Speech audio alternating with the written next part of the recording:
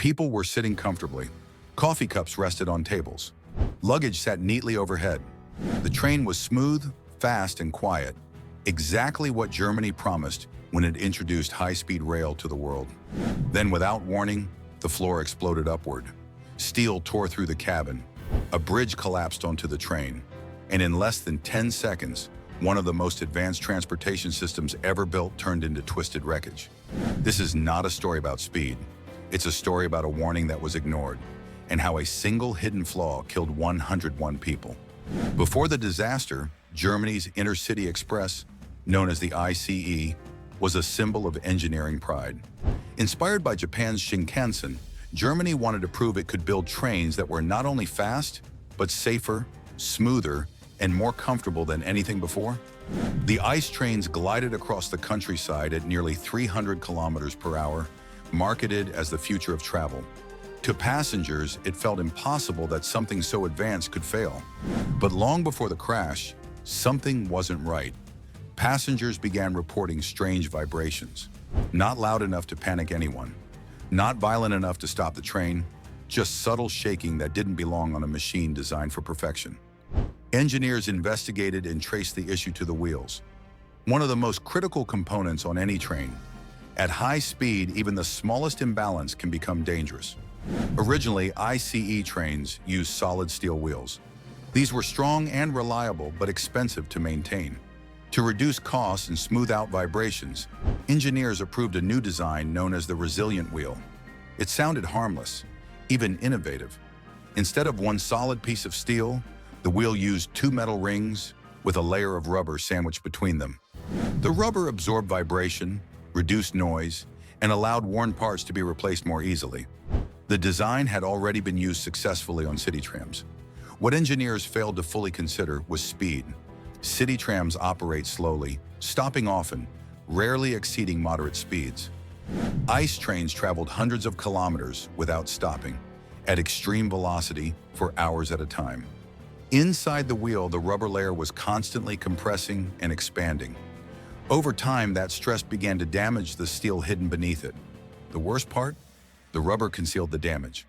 Cracks formed inside the wheel, growing slowly with every journey. Routine inspections didn't catch them because the wheel looked fine from the outside. The danger wasn't visible, it was silent. Warnings came anyway.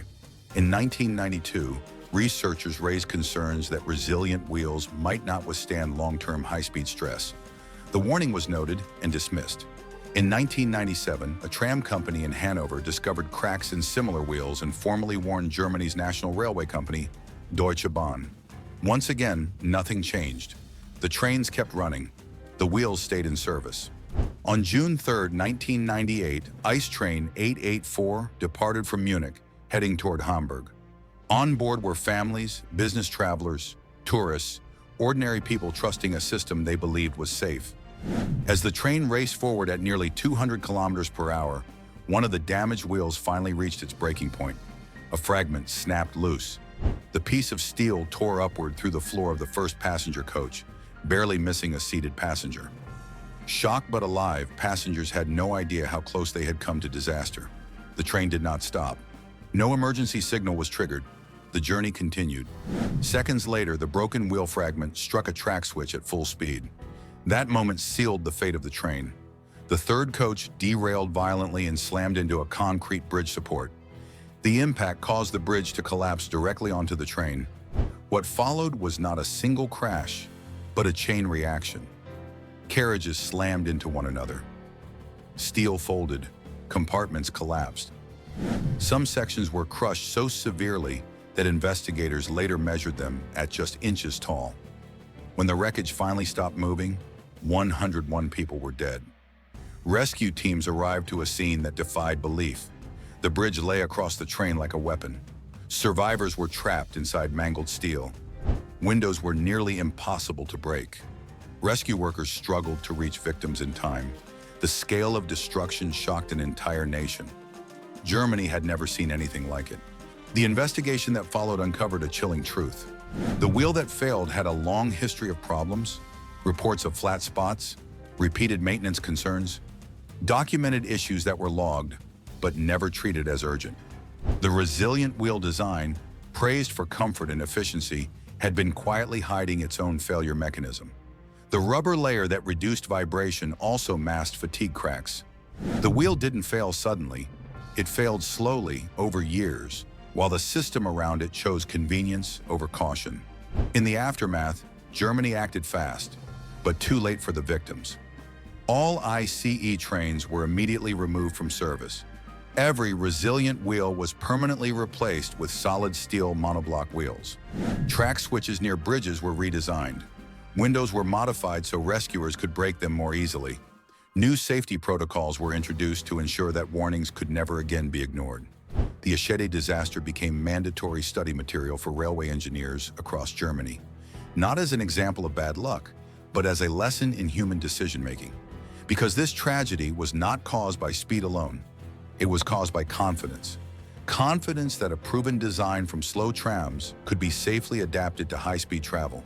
Confidence that minor complaints didn't signal major danger. Confidence that inspections were enough, even when warnings existed. High-speed systems do not tolerate small mistakes. They magnify them. When everything works, they feel invincible. When something fails, they fail completely. The ICE was designed to outrun danger. Instead, danger traveled with it, hidden inside its wheels, waiting for the moment physics could no longer be ignored. Today, the tracks are safer, the trains are stronger, but the lesson of Eschede remains as relevant as ever. In complex systems, disasters are rarely caused by a single decision.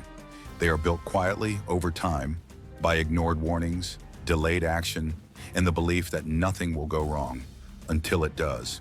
And when it does, there is no rewind.